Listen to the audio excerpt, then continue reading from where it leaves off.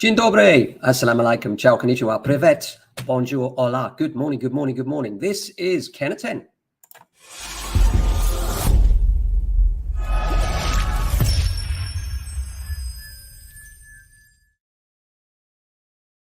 Good morning to you. As usual, live news coming from SW16 Norbury to be precise. And if you're wondering where that is, Streatham is just to the north and Croydon to the south, except we're better than both, of course. How are you? Hope you're doing well. As usual, the major headlines in the paper with regards to property-related matters. Major lenders cutting costs of fixed-rate mortgages, which is nice to see. Not by much, but at least it shows that Rishi has brought some stability to the market, at least for the time being. I suspect that things will go up a little bit when the next MPC meeting happens, and that's early November. But in the meantime, HSBC reduced its rates on its fixed rate mortgages by up to 0.11% and 0.22% on trackers, while Accord lowered selected rates, including those targeting first-time buyers, by up to 0.53%. Virgin Money also cut rates, with the lowest at 5.49. That's a 5-year fix, but requires a 25% deposit. Then one of the market commentators said, obviously, we're still anticipating the Bank of England base rates to continue to increase because the country is still grappling with inflation. However, a lot of fixed rate mortgage pricing that we're currently seeing has already factored in those increases. Has it really, though? Will we see those rates still available after the MPC meeting in November? I wonder. I would be inclined, this is not financial advice, but I would be inclined to review your situation now if you're in a position. One of the things that a mortgage broker that we'll be interviewing for our podcast said, that what a lot of borrowers don't realize is that inaction is also a choice. Doing nothing is also a choice, and quite often it's a poor choice. So if you haven't reviewed your mortgage options, not financial advice, you might want to do so by consulting with an independent financial advisor, of course.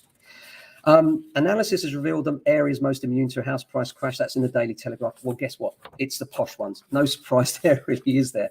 Problems rising for buy-to-let landlords, says the Mail. The Mail says that many buy-to-let landlords are struggling to evict tenants that can no longer afford the rent. Well, I think a lot of this is to do with the fact that in the first place, they didn't do enough affordability tests on the tenants before they went in.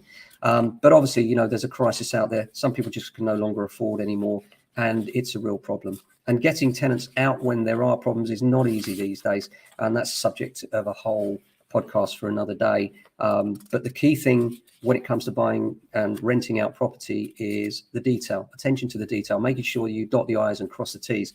And it's something a lot of people miss. And we often find people come to us too late and say, that we got this problem with a tenant, can you help us? And of course, we'll always do our best to help. But the reality is, if the paperwork's not right, it's not right. And quite often we have to start all over again, right back from starting to get the correct certification in place before we can serve the notice, so that we can even start the process, which can take so many months, as you wouldn't believe it.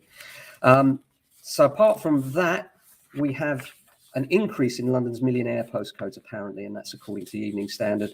And it's unlikely many of those are going to grow in the next year or so, they're saying, and that seems about right. Sterling is up and borrowing costs are down. That's an article in the Telegraph and the Mail. So news a little bit better in terms of stability.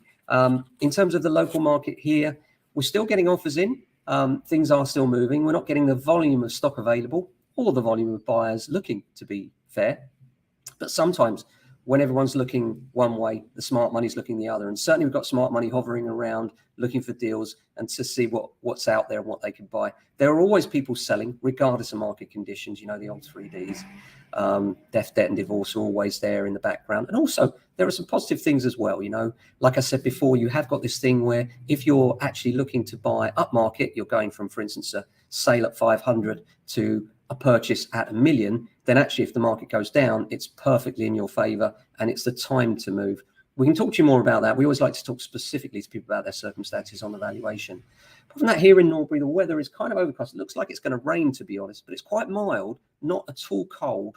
Love Wednesdays. Look, Wednesday's my band day. I play with the Fulham Big Band. I'm by far the least talented one there, but absolutely love my Wednesdays. We go down there and we have a jam together after work in Fulham in Parsons Green, and it's just a great place to be with a great and really talented bunch of guys. So looking forward to that this evening. Apart from that, in the office today, lots of admin going on. One of the things behind the scenes in a lettings and management agency particularly is making sure that the compliance is there so that the I's dotted and the T's crossed before there's a problem.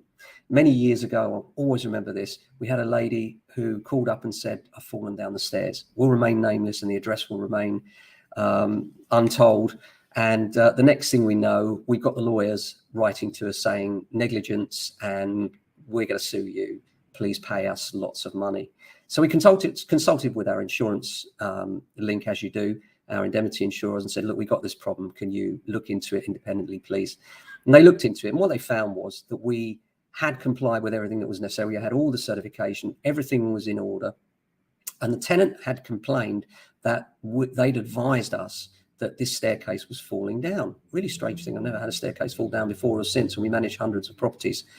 And it turned out that at the same time that they said they'd advised us about the staircase, they'd also reported several other small things: washing machine not working, boiler faulty, over the course of the few weeks before and after the alleged report of the staircase. Now, luckily, we record all these things in an online reporting system.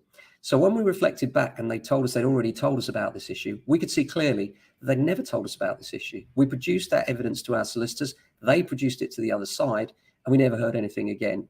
And it just goes to show the benefit and importance of good paperwork, because you never know what's coming around the corner when it comes to landlord and tenant.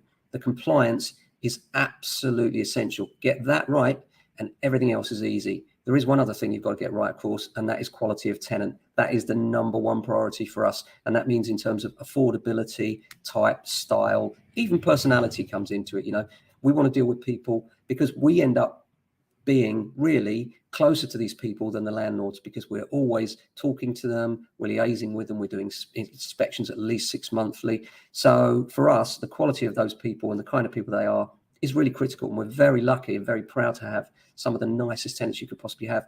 And they become our friends over the years because they're so nice. And the landlords quite often are a little bit more lenient to them than they would to others, because they know what great people they are and how they've been very, very straightforward when it comes to issues, resolving rents, etc. So if you're thinking of becoming a landlord for the first time, I would suggest get it managed, because the management fees of an agent are tax deductible anyway. And actually, even if you're managing your own portfolio, you know, there's a term called busy fool. You could get someone to manage the portfolio for you, like us, and we're going to charge a fee, but our fees are tax deductible anyway. So it's going to come off your tax at the end of the year, and you don't have the day-to-day worry or the liability, most importantly, if things go wrong. We take that and shoulder that for you.